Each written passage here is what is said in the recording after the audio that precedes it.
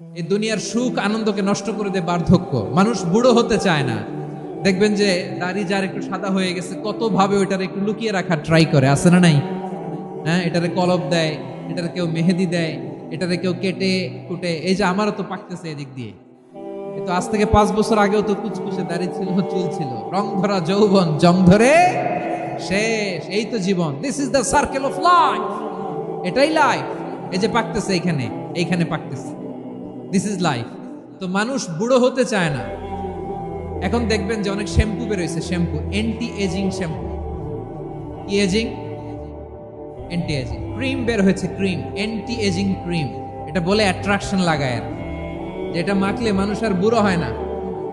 এই শ্যাম্পু দিলে মানুষ আর বুড়ো হয় না। ভারতের একজন ধনকুবের আছে, নাম শুনেছেন না? মুকেশ আম্বানি।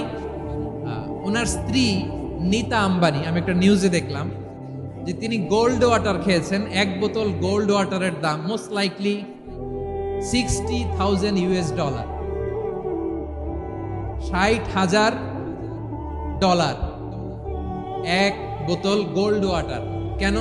এটা খেলে বার্ধক্যের ছাপ নাকি চেহারায় লাগে না। কিন্তু মানুষ যতই বয়স ধরে রাখতে চাক এই দুনিয়ার জামিনে, সে কি তার বয়স লুকাতে পারে? আমার কলিজার টুকরা সিলেট, আওয়াজ করে বলেন, এই দুনিয়ার জীবনে বয়সকে ধরে রাখা যাবে? আপনি অমর হবেন জান্নাতে, চির সুস্থ হবেন জান্নাতে। আপনি যদি চির যৌবন থাকতে চান, চির যুবক, এটা পাবেন জান্নাতে। সুবহানাল্লাহ বলেন। ওই জান্নাতে আপনি যেতে চান তো? চান?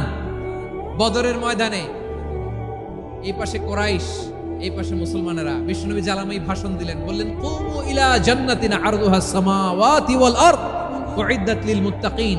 আমার সাহাবারা, ওই জান্নাতের দিকে ছোট, যে জান্নাত আকাশ জমিন বিস্তৃত। তোমরা দেখতে পাচ্ছ এটা বদরের ময়দান না, এটা আল্লাহর জান্নাত। আওয়াজ করে পড়েন আল্লাহু আকবার। বিশ্বনবী বললেন, ছোট ওই জান্নাতের দিকে, যে জান্নাতের বিস্তৃতি আকাশ জমিন বিস্তৃত। বিশ্বনবীর এই কথা শোনার পরে এক আনসারী সাহাবী সাইয়েদনা উমাইর ইবনুল হুমাম রাদিয়াল্লাহু তাআলা আনহু খেজুর খাচ্ছিলেন। তিনি বিশ্বনবীর দিকে তাকিয়ে কথা শুনছেন আর খেজুর খাচ্ছেন। যখন বিশ্বনবী বললেন জান্নাতের দিকে ছোট, যে জান্নাত আকাশ জমিন বিস্তৃত, বিশ্বনবীর কথা শোনা মাত্র সাইয়েদনা উমাইর ইবনুল হুমাম বললেন বাহ বাহ। কি বললেন? বাহ বাহ, মানে চমৎকার, মাশাআল্লাহ, চমৎকার। আমরা ইদানিং কালে চমৎকার কিছু দেখলে ইংরেজিতে বলে ফেলি না, ওয়াও ওয়াও, বাহ বাহ, মাশাআল্লাহ। বিশ্বনবী বললেন, মা ইয়াহমিলুকা আলা কাউলিকা বাহ বাহ ইয়া উমাইর। ও উমাইর, আমার এই কথা শুনে তুমি কেন বললা বাহ বাহ, চমৎকার চমৎকার কেন বললা? সাইয়েদনা উমাইর ইবনে হুমাম রাদিয়াল্লাহু তাআলা আনহু বললেন, ইয়া রাসূলুল্লাহ, আপনার এই কথা শুনে আমি বড্ড খুশি হয়েছি, আর আমি প্রত্যাশা করছি আমি যদি ওই জান্নাতের মালিক হতে পারি তাহলে কতই না ভালো হতো। সুবহানাল্লাহ বলেন। বিশ্বনবী বললেন, ছোট এই জান্নাতের দিকে, যে জান্নাত আকাশ জমিন বিস্তৃত।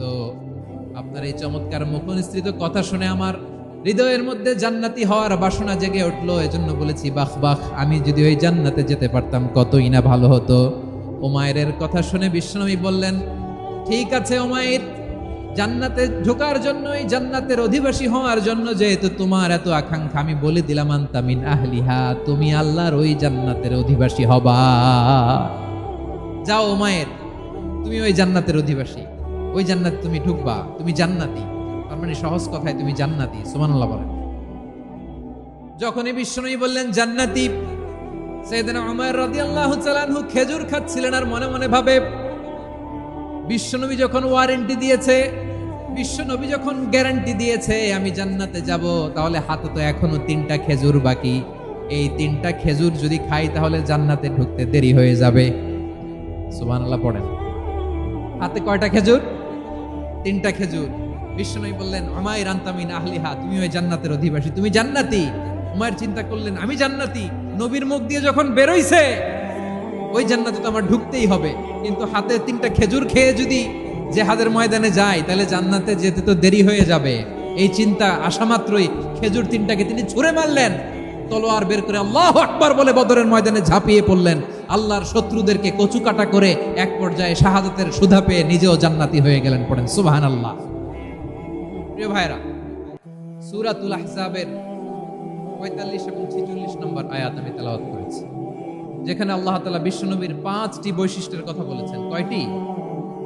সবাই বলুন আওয়াজ করে, কয়টি? ৫টি বৈশিষ্ট্যের কথা আল্লাহ তাআলা এই আয়াত দুটিতে উল্লেখ করেছেন। বিশ্বনবী সাল্লাল্লাহু আলাইহি ওয়াসাল্লামের জীবনী, ওনার বায়োগ্রাফি